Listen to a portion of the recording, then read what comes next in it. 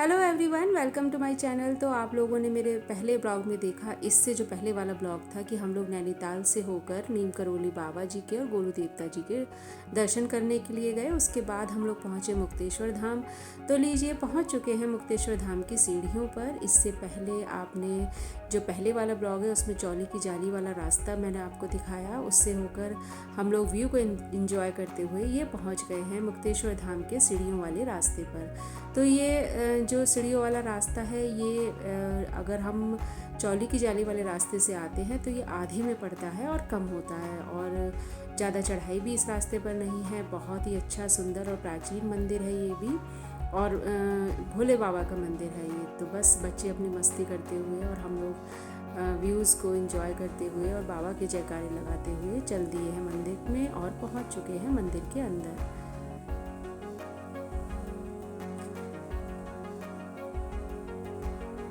काफ़ी ऊंचाई पर ये मंदिर स्थित है, लेकिन आराम से आप गाड़ी से बिल्कुल मंदिर के बाहर जो सीढ़ियों वाला रास्ता है वहाँ तक जा सकते हैं। उसके बाद सिर्फ थोड़ी सी सीढ़ियाँ चढ़कर ही ये मंदिर आ जाता है। तो इस तरह से बहुत ज़्यादा भीड़ भी हम लोगों को नहीं मिली, और ये छोटा सा मंदिर है और बड़ी शांति है। बहुत ही बिल्कुल सब लोग यहाँ बिल्कुल शांत थे, कोई शोर शराबा नहीं, कोई आवाज़ नहीं। बहुत अच्छे से हम लोगों को दर्शन हुए क्योंकि भीड़ बिल्कुल नहीं थी।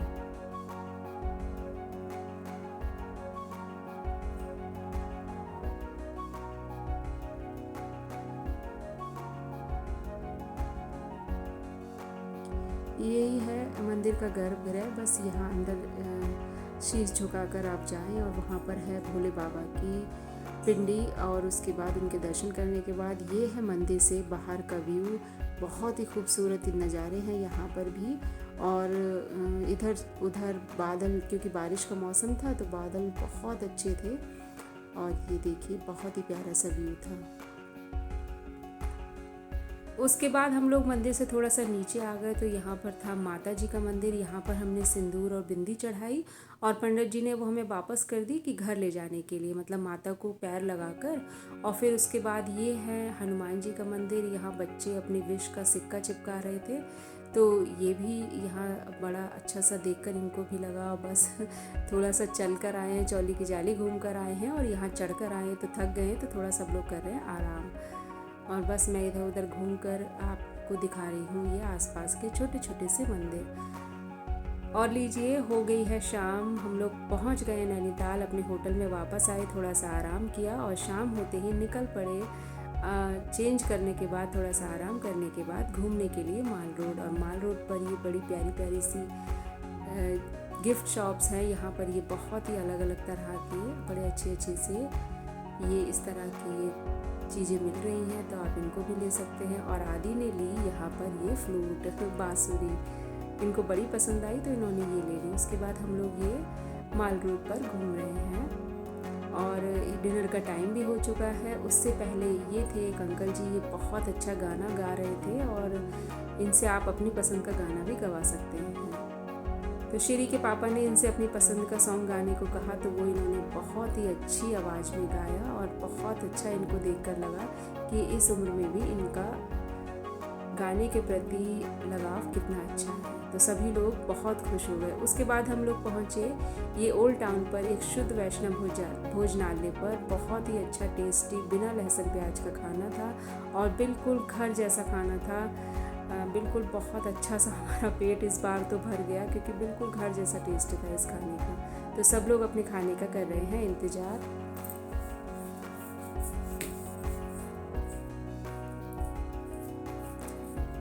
खाने में हम लोगों ने मंगवाया सिंपल दाल चावल और कढ़ी पकौड़ा मैंने मंगवाया था, और ये है बैगन का भरता। बहुत ही टेस्टी, बिना लहसुन प्याज का भी इतना टेस्टी बैगन का भरता, बहुत ही अच्छा था। तो यहाँ का खाना खाकर हम लोग हो गए बहुत खुश, और बहुत ही टेस्टी, सिंपल, साधारण। उसके बाद ये निकल आए हम लोग फिर से माल रोड की ओर, और यहाँ पर तो बस आप टहलते रहिए, आपका मन ही नहीं भरेगा।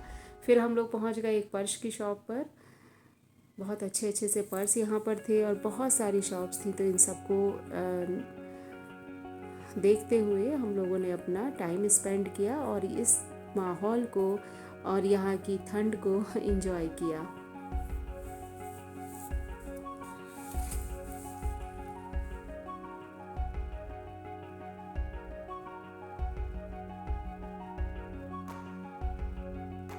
और ये हम लोग पहुंच गए हैं फुटपाथ वाले मार्केट पर। ये भी नैनीताल का बहुत ही फेमस मार्केट है। यहाँ पर सारी चीज़ें बहुत ही रिजनेबल प्राइस पर हैं। सॉक्स ले सकते हैं आप, कैप, शॉल, ठंड से बचने वाली जो मफलर वगैरह, ये सब कुछ आप ले सकते हैं। कम रेट्स पर अम्ब्रेला ले सकते हैं। बहुत सारी चीज़ें थी और खाने पीने की भी यहाँ पर बहुत सारे ऑप्शन हैं। तो आप कुछ भी ले सकते हैं, कुछ भी खा पी सकते हैं। और बिल्कुल झील का किनारा भी है, तो यहाँ पर भी बहुत अच्छा लगा और सभी लोग यहाँ पर भी बहुत इंजॉय कर रहे थे।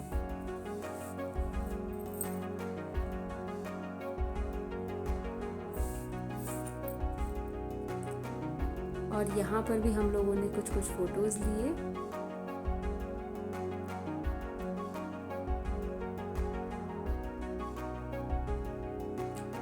बस इन सारी यादों को समेटकर अपने कैमरे में कैद कर कर आ गए हम होटल और किया हमने आराम। और बस उसके बाद इन फ़ोटोज़ को देखने के बाद ये लीजिए, देख लीजिए नैनीताल की सुबह। बहुत ही खूबसूरत सुबह का एकदम, और इधर शाम, और बहुत ही खूबसूरत ठंडी बादलों से भरी हुई इस झील का नज़ारा आप देखिए, कितना खूबसूरत है। बिल्कुल आँखों को सुकून देने वाला ये दृश्य है। तो हम लोगों ने डिसाइड किया कि बोटिंग करने से पहले हम लोग पी लेते हैं एक एक कप कॉफ़ी, और जो किसी को कुछ खाना हो तो यहाँ पर बिल्कुल बोटिंग झील के किनारे ही एक ही कैफ़े था, यहाँ पर आए, ये भी बड़ा अच्छा था और बहुत ही अच्छा यहाँ का फूड भी था। इन लोगों ने नाश्ता किया, मैंने सिर्फ कॉफ़ी पी, तो ये भी बहुत ही प्यारा सा कैफ़े था।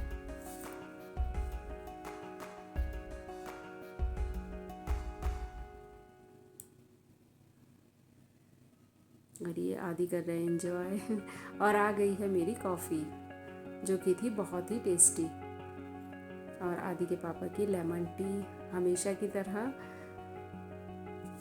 उसके बाद हम तो लगभग ट्रिप का हमारा तीसरा दिन है और आप सबसे पूछ लेते हैं कैसा लगा। अवंतिका, आपको अच्छा लगा? ओके। और श्री, आपको? अच्छा। और छोटू? बहुत अच्छा। बहुत अच्छा लगा आप लोगों को? और मुझे तो हमें तो अच्छा लगता है। Very good, very nice. चलिए, बढ़िया है। और आदि, आदि आपको कैसा लगा भाई? बढ़िया। चलिए भाई, सबको बहुत अच्छा लगा, सबने बहुत एंजॉय किया। और अब हम लोग सोच रहे हैं बोटिंग करेंगे, फिर उसके बाद सीधे घर मुरादाबाद। तो आप सब लोगों ने इन लोगों के रिव्यूज़ तो देख ही लिए कि नैनीताल आकर इनको कैसा लगा, और आप देख लीजिए, आँखों को ही जब देखने में इतना अच्छा लग रहा है तो फील करने में यहाँ पर कितना अच्छा लग रहा होगा। तो बस बोटिंग हो गई है शुरू बच्चों की जिद पर, और बहुत ही सुकून देने वाला, मेरी नज़र में तो बेस्ट पार्ट है नैनीताल में छुट्टी बिताने का। सबसे बेस्ट पार्ट है बोटिंग। झील में आप बोटिंग कीजिए, ठंडी हवा, बादल बिल्कुल झील पर आ गए थे, बरसात का मौसम था इसलिए, और बहुत ही ठंडी हवा चेहरे को छू कर जाती है। बिल्कुल मानो लगता है बस चुप रहें, शांत रहें और ऐसे ही बैठे रहें और इन लहरों को देखते रहें, इस मौसम को एंजॉय करते रहें। तो ये भी एक बेस्ट बेस्ट बेस्ट एक्सपीरियंस है नैनीताल की छुट्टियों को बिताने में। जो मेरा बेस्ट एक्सपीरियंस है वो हमेशा यही होता है और हमेशा यही ही होता है। और देखिए सामने बादल कितने नीचे आ गए हैं, बस बहुत ही खूबसूरत व्यूज़ होते हैं यहाँ पर हमेशा। और आदि भी देखिए कितना एंजॉय, बच्चे बहुत एंजॉय करते हैं और बच्चों को सीखने को भी बहुत कुछ मिलता है।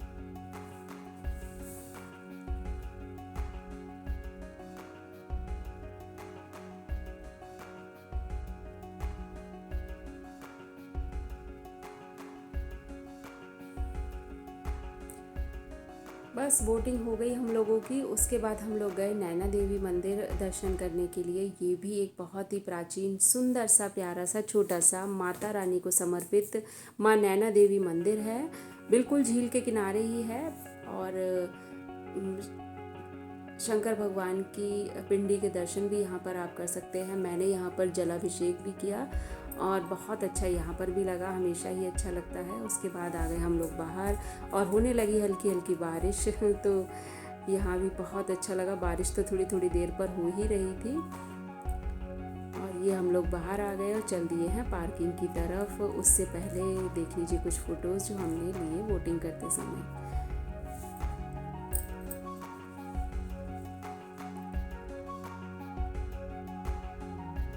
और जैसे ही पार्किंग में पहुँचे तो बारिश शुरू भी होगी, बादल बिल्कुल नीचे आ गए, तो यहाँ भी बड़ा प्यारा सा मौसम हो गया एकदम से। लौटते समय भी बहुत अच्छा मौसम था और जब हम पहुँचे थे तब भी बहुत अच्छा था। तो ऑल इन ऑल अगर मैं आपको कहूँ कि इस बार का हमारा बेस्ट ट्रिप था, जैसा मौसम हमें चाहिए था बिल्कुल वैसा ही मिला। तो बरसात में नैनीताल जाने वालों को मैं यही कहूँगी कि एक बार आप ज़रूर होकर आएँ, अगर आपका मन है तो ज़रूर जाएं, क्योंकि यहाँ एकदम से बेस्ट एक्सपीरियंस आपको मिलेगा। तो बस हरियाली भरे रास्तों से लौट दिए हैं हम घर की ओर, बहुत ही अच्छी सी यादों को कैमरे में समेट कर और अपने दिल में समेट कर। तो अगर आपको इस तरह की वीडियो पसंद आ रही हैं तो मेरे चैनल को लाइक करें, शेयर करें, सब्सक्राइब करें। Thanks for watching, bye bye.